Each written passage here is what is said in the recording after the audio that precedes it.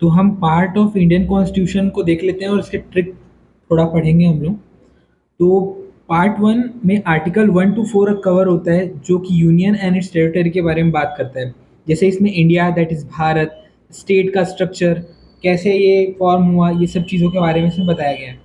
ठीक है। फिर उसके बाद पार्ट टू में आर्टिकल 5 से 11 तक है जो कि सिटीजनशिप के बारे में बात करते हैं कि हमारे देश का सिटीजन कौन होगा, कैसे बनेगा, कौन एनआरआई होगा, कैसे सिटीजनशिप दिया जाएगा, कैसे सिटीजनशिप का लॉस होगा।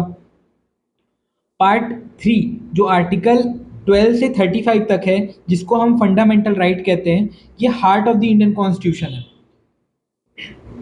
और जो पार्ट फोर है, आर्टिकल 36 to 51, ये डीपीएसपी है। ये डायरेक्टिव प्रिंसिपल्स हैं कि कैसे एक स्टेट को चलना चाहिए, कि एक स्टेट का क्या गोल है, गांधीयन प्रिंसिपल को उनको फॉलो करना चाहिए, सोशलिस्ट आइडियोलॉजी को उनको फॉलो करना चाहिए। पार्ट 4A आर्टिकल 51 से स्टार्ट होता है, फंडामेंटल ड्यूटीज है ये। इसमें 11 ड्यूटीज हैं जो कि 42nd अमेंडमेंट से एक्ट ऐड हुआ था। पार्ट 5 आर्टिकल 52 to 151 तक है जो कि यूनियन गवर्नमेंट के बारे में बात करता है, कैसे प्रेसिडेंट बनेगा, कैसे पीएम का पीएम कैसे बनेगा, एमपी लोगों के बारे में इसमें बताया गया, पार्लियामेंट के बारे में बात की गई है, इसमें कैग के बारे में बात की गई है। Part 6 article 152 to 237 state government के बारे में बात करता है, कैसे गवर्नर बनेगा, सीएम कैसे इलेक्ट होंगे, स्टेट लेजिस्लेचर के बारे में बात किया गया है, एमएलए का क्वालिफिकेशन वगैरह के बारे में बात किया गया है कि उनको क्या क्या चीज़, कितना एज का होना चाहिए, इसमें ये सब चीज़ों के बारे में बात किया गया है। पार्ट 7 इसको हटा दिया गया था, ये 7th कॉन्स्टिट्यूशनल अमेंडमेंट से इसको हटा दिया गया, डिलीट कर दिया गया, क्योंकि ये प्रिंसली स्टेट वगैरह से रिलेटेड चीज़ों के बारे में बात करता था जो कि इनिशियली ज़रूरी थी, उसके बाद ज़्यादा ज़रूरी नहीं थी। Part 8 article 239 to 242 union territories के बारे में बात करता है, जिसमें दिल्ली, पौंडीचेरी और जितने भी यूनियन टेरिटरीज हैं उनके बारे में बात करता है, उनका रूल एंड रेगुलेशन के बारे में बात करता है। पार्ट 9 पार्ट 9 आर्टिकल 243 to 243 पंचायती राज के बारे में बात करता है। 73rd अमेंडमेंट 1992 में ये ऐड हुआ। पार्ट 9A आर्टिकल 243 से आर्टिकल 243 तक है जो कि म्यूनसिपालिटी के बारे में बात करता है, जो कि 74th कॉन्स्टिट्यूशनल अमेंडमेंट से 1992 में ऐड हुआ।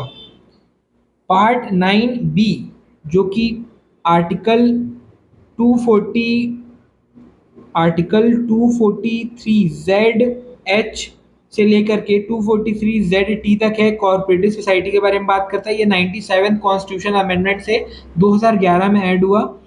पार्ट पार्ट 10 आर्टिकल 244 से 244A तक है, ये शेड्यूल एंड ट्राइबल एरिया के बारे में बात करता है, जो कि 5th और 6th शेड्यूल में आते हैं।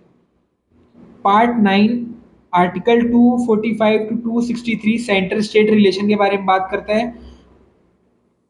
लेजिस्लेचर एडमिनिस्ट्रेटिव रिलेशन कैसा, उनका लेजिस्लेचर का एडमिनिस्ट्रेटिव रिलेशन कैसा होगा, कितने एरिया में स्टेट डोमिनेट करेगा, कितने एरिया में सेंटर डोमिनेट करेगा।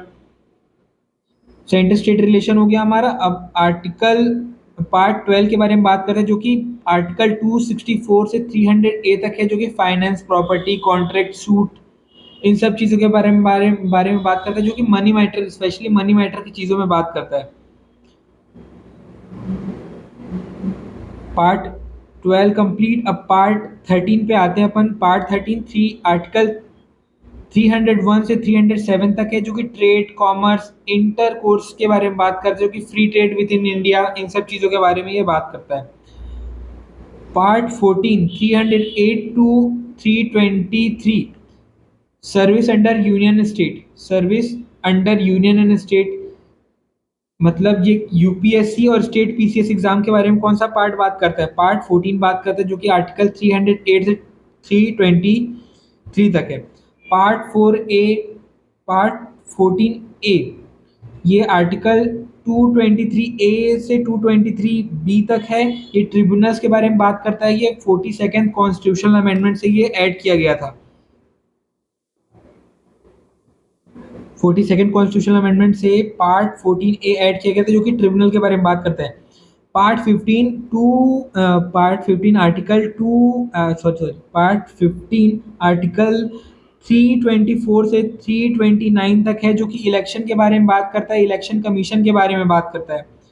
पार्ट 16 330 से 342 आर्टिकल तक है, ये special provision for ST and minorities के बारे में बात करता है, मतलब रिजर्वेशन रिलेटेड इशू के बारे में कौन बात करता है, पार्ट 16 बात करता है, जो कि आर्टिकल 330 टू 342 तक है। पार्ट 17 आर्टिकल 343 से 351 तक बात करता है इन, और ये ऑफिशियल लैंग्वेजेस के बारे में बात करता है, जैसे हिंदी इंग्लिश कम पॉलिसी के बारे में भी ये बात करता है। ऑफिशियल लैंग्वेजेस हो गए और हिंदी इंग्लिश पॉलिसी के बारे में बात करता है। ये ऑफिशियल लैंग्वेज हमारे 22 ऑफिशियल लैंग्वेजेस हैं। पार्ट 18 352 से 360 के आर्टिकल्स तक है, ये इमरजेंसी प्रोविज़न के बारे में बात करता है। नेशनल स्टेट फाइनेंशियल इमरजेंसी में हमारा क्या क्या चेंजेस आएंगे, कैसा ये फॉलो होगा, इन सब चीज़ों के बारे में पार्ट 18 बात करता है। आर्टिकल 352 से 360 तक। पार्ट 19 361 से 367 ये मिसलेनियस टॉपिक के ऊपर बात करता है, लीगल डेफिनेशन और प्रोजेक्शन इसमें दिए गए हैं। और part 20 article 368 amendment of the constitution के बारे में बात करता है कि कैसे कॉन्स्टिट्यूशन में चेंज लाया जाए, क्या क्या प्रोसेस को फॉलो करना पड़ेगा। पार्ट 21 आर्टिकल 369 से 392 तक है, ये टेम्पररी ट्रांजिशन स्पेशल प्रोविजन के बारे में बात करता है। और ये ओल्ड जम्मू कश्मीर में आर्टिकल 370 जो लागू हुआ था वो पार्ट 21 का ही पार्ट था। पार्ट 22 आर्टिकल 393 से 395 तक है, ये शॉर्ट टाइटल, मतलब कि इन पूरे डॉक्यूमेंट जो आर्टिकल अपन 1 से लेकर के 21 तक पढ़े पूरा को मिला करके कॉन्स्टिट्यूशन ऑफ इंडिया कहलाता है।